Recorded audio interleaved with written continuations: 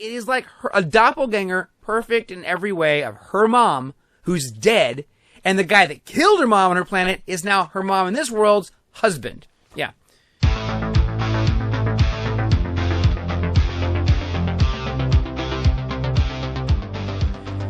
And welcome back to WAKA, and today we're going to talk about Superman and Lois Season 2, the first 4 episodes, as they've gone on hiatus for a few weeks, just to, basically because of the Olympics. They'll be back at the end of February, but they're on hiatus because the Olympics actually would hurt the ratings, I think. The Olympics are popular enough, especially the winter ones. I love them. I mean, if you look at my other video, I've got an Olympic tribute video because I got to work the 2002 games in Salt Lake City.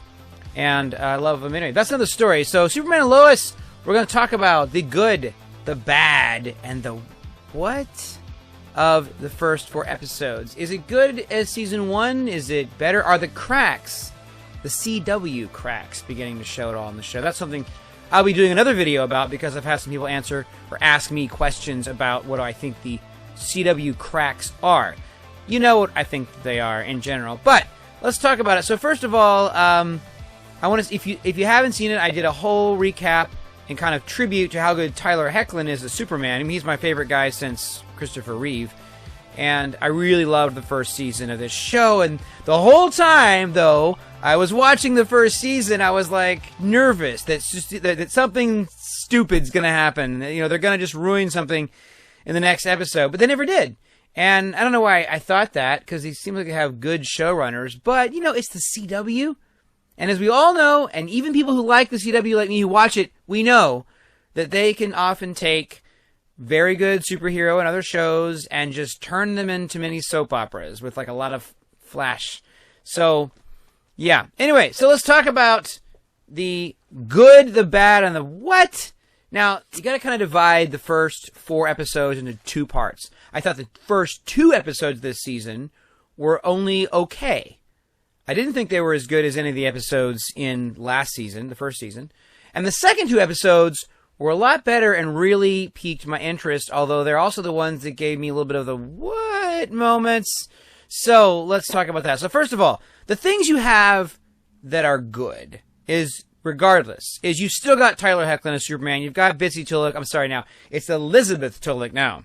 You know, Bitsy's too juvenile, I guess, once she gets popular. That happens to so many actors and actresses. They'll drop their cute name to be... And it's like John Cougar Mellencamp became just John Mellencamp. Why? John Cougar Mellencamp was so much more cool sounding than just John Mellencamp. So anyway, Elizabeth Tulloch, and obviously, and everybody else in this is really good for the most part. I wasn't thrilled with the addition of Natalie. It was kind of a cool concept, but it opens a can of worms for all kinds of weird interdimensional drama. And I'm not as big of a fan of the actress who plays her as much as I am the one who plays her dad, John Henry Irons, Wole Parks. He is really good, and I really think he's talented. I look forward to seeing a lot more of him in the show. So he's another part of the good. And by the way, the first 2 episodes, why I don't say they were good. They were okay. They weren't bad. Is they just felt like they were trying to get their footing for the second season. They felt like second season episodes. It often happens in TV shows when they've had a great season beforehand. The next season, like, well, that was a good first try. What are we going to do now? And they have a lot of surprises up their sleeve. So the first thing that I would say was not so good was that we picked up directly where we kind of had to. The first season left off with Natalie, John Henry Irons' daughter from the other dimension, landing at the Kent farm and basically being like, Mom. And it ended right there. And this, of course, picks it up, but only for like 2 minutes, because basically she freaks out, kind of, and Lois freaks out, and you can't blame either one of them for that. See, this is where I'm a little worried, one of the cracks, if you will. The CW is notorious for really involved, overdramatic personal dramas with people. That's one thing if there's a good reason for it. This is a crazy situation. Crazy! You've got... Think about this. Natalie's basically coming from another dimension here. Here, though, it's her mom who it's not like a twin. It is like a doppelganger, perfect in every way, of her mom, who's dead, and the guy that killed her mom on her planet is now her mom in this world's husband. Yeah. there's no way you would have to deal with a situation like that in real life in any way, shape, or form. Even most superhero movies, you wouldn't have to. So where they're going to go with it is going to be interesting. I'm not sure yet how they're going to handle it, but so far it's been... So the next thing that wasn't so good, in my opinion, was you don't have General Lane still being the main guy. He's retired. And I like his character. And I like the actor, too. Dylan Walsh is a good actor, and he's a total pro. I got to work with him for a couple seasons of Nip Tuck years ago, and he is a awesome, cool dude and a really good professional actor, and I like seeing him on the show. Now, the good news is he's still coming back. I was worried because the first episode, he doesn't even make an appearance. But now it looks like he's going to be part of it. Another thing that's not so good is Superman's first adversary of the second season, which is...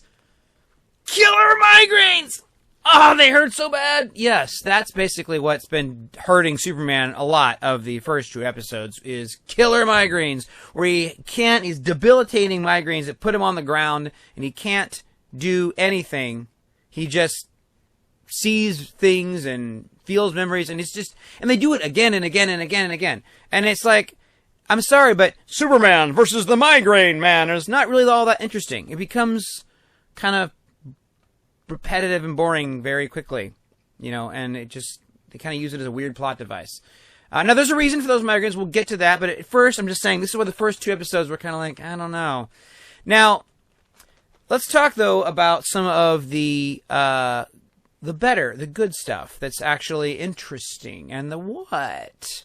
Sam Lane's not back as a general, but we've got this guy, Lieutenant General Mitch Anderson, this guy right here, who is supposed to be a really big fan of Superman and knows all his stuff and knows his stories and everything, which is odd, because if that's true, you'd think he'd know how to deal with Superman a little bit better or understand him better, but he clearly does not. He wants Superman, and this is where people say, oh, it's going to get political like the CW always does. Well, that's true. The CW often does, and I don't mind being political, but they do it in a often heavy-handed, weird way. This time, though, I didn't feel that weird about it. It seems you've got a guy who wants the Superman to be loyal to the United States because Superman rescues a sub. He doesn't even know where it's from. He just knows a sub is in danger, sinking, and it happens to be, just of course, by coincidence, a North Korean sub. And, but I didn't feel too worried about any political stuff in that because it seemed like Superman defended his position and his behavior pretty well. But then we get another weird thing here where this guy should know better than this. Not only does he not seem to trust Superman anymore, because Superman won't swear complete allegiance to America, he brings in his own Supermen, who are people affected by either the ex-Kryptonite from the Season 1, including Tag Harris from Season 1, who was Sarah's original boyfriend and became kind of affected by that stuff, and became, I think it was her first boyfriend, and then in the previous season, he started having all those freakouts and problems. Well, now it looks like he's part of a team of 3 superhuman people who wear Superman's S on their chest as an example of Superman and America solidarity. Superman doesn't think that's too cool, not because of who these people are, but because he says to Anderson, this is not your symbol to give away or to use. And he's right about that. And I would say, this guy, it's one thing if you misunderstand how Superman would be considered loyal only to one country or something, but putting Superman's family crest on your American soldiers' chests when they're not from Krypton, that's asking for trouble. That's asking to piss Superman off. Amazingly, though, why Tyler Hoechlin's performance and the way they write him is really good is he handles this all in stride. He's firm and direct, but he doesn't wish any ill toward these people. In fact, he warns Anderson, these guys are not ready to go into the field of battle yet, even though Anderson doesn't listen to him. All right, now, that's actually, this developing relationship as the adversary is one of the good things. Now, another thing that's good, actually, it's more like a theme so far in Season 2, and that is massive misdirection. They make you really think that Doomsday is coming. It looks like Doomsday's, they've got the glove, they got the suit done really well. Something pounding, trying to get out from under the ground in the caves, but it's not Doomsday, it's Bizarro Superman. How bizarre! Who would have thought that? I'll admit, that was a total shock. And I'm actually intrigued now because, well, it definitely, I mean, okay, they were pretty heavy-handed in making you think it's Doomsday. They gave him the right outfit and everything. And they even had Lois Lane mention the word Doomsday. Don't make it sound like it's Doomsday. Not like the creature, but like the concept. Well, it's not Doomsday, it's Bizarro Superman, and he makes quick work of both Superman and John Henry Irons, damaging Henry Irons' suit badly. But he also kills, very easily, Bizarro, 2 of the Superman special team that Mitch Anderson sent out to the... Which Superman warned him not to do that. And he was right. And hopefully we'll see if Anderson understands that. But he basically, yeah. I kind of was disappointed, though. I wanted them to show a fight with these guys. You know, kind of like Doomsday or a Bizarro beating up the Justice League characters. But no, you just see crack their necks, basically, through his vision, 2 seconds, through his eyes. It's kind of blurry. Now, Tag Harris, he escapes. He's the only one who's still alive. So, one of the things that's kind of what is this?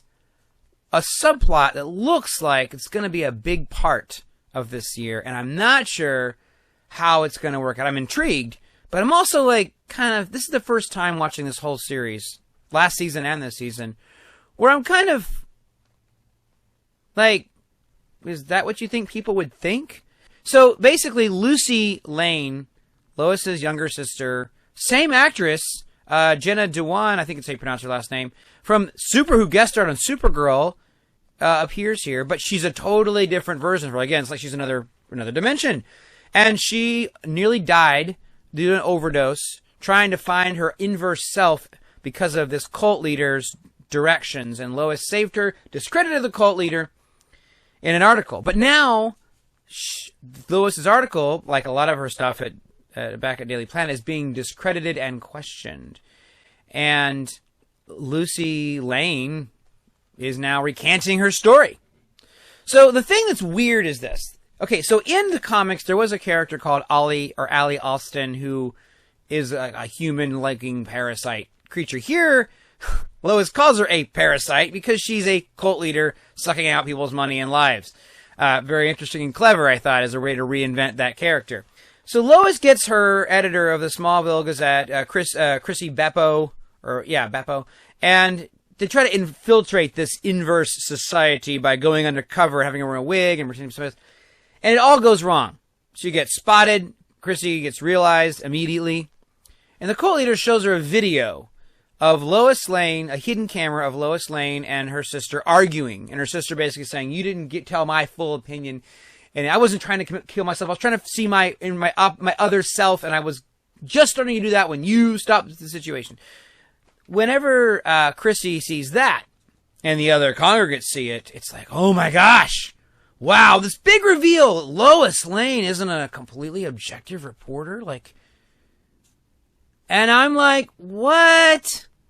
I'm watching this and everyone with me watching it, we're not fazed regarding Lois at all. It's not because we know Lois Lane. It's because this crazy cult leader, Allie Austin, looks and comes across like she looks like a 70s mom all done up, but speaking friendly and nice, but leading a cult. She clearly is a nutcase. And clearly is a cult leader. And clearly Lucy almost died. I don't care what she was trying to do, like trying to see her other self, or even if she thought she did while she's on drugs or on whatever the pills were. Lois still saved her life. And then here Lois basically says, well, I'll do anything I can to take down Allie Austin. And people are like, oh my gosh, you can't be a journalist for that. It's her sister, for heaven's sake. I don't know. I don't understand why everyone was so, yeah, okay. Maybe that calls into question her article's take, but it doesn't call into question that this lady is obviously a cult leader and that Lucy almost died. I'm kind of nervous because Lois says to Clark at the end of the episode that if the world sees this video, my credibility's gone. I'm like, I don't know about that. I don't necessarily agree with that. It's kind of like, for the comics, remember when Diana Prince, Wonder Woman kills Max Lord, snaps his neck? She had no other choice. It was pretty clear. And yet everyone, even Superman, and then the world turns against her because of that. I didn't buy that in the comics. And at the Comic-Con, I said this on my question to one of the Comic-Con writers, and the San Diego Comic-Con. I was like, I'm not buying this. People, there's going to be some who disown Wonder Woman, but look at the situation. Those are my initial reactions. The only other story, there's a couple other side stories. One I didn't really touch, though, is that it looks like Jonathan Kent is getting tired of being the only one who doesn't have powers, and so he, either undercover or to get revenge on the teams, he's taken part of this yellow mist, kryptonite-enhanced types, or the stuff, from Smallville that is helping the main football quarterback do really well. Jonathan takes it and does really well. So that's going to be opening what could be a very dark journey. And I wasn't so much what there, I actually bought that a lot more than I bought the Colt thing. Although I'm excited to see what they deal with the Colt thing, because I'm sure Lois will be vindicated. Cults are a serious issue. It's a good thing to tackle. I've had a couple of friends who really got lost up into some cults, and it really turned their lives upside down. So it's a serious issue. So anyway, we've got the good, the bad, and the what. What did you think? Tell me what you thought about Superman and Lois so far. I think that it is still good. I'm very interested. I love the cast, mostly. I love Tyler Hoechlin and Elizabeth Tulloch the most. They are fantastic. And I still think that Tyler Hoechlin is the best Superman since Christopher Reeve, and that's why I think that even if this show does have some cracks in it or some plotting episodes, you've got a person who's just a total natural at Clark Kent, especially, and as Superman. And you've got other good actors and some really good concepts. That's my basically review, is that it's still good, but it took a little bit of time to get going. All right, now check out, if you didn't see it, check out my review of Superman and Lois, the first season, my tribute to Tyler Hoechlin on there, as well as subscribe if you like what you're seeing and hearing. And I will catch you all next time.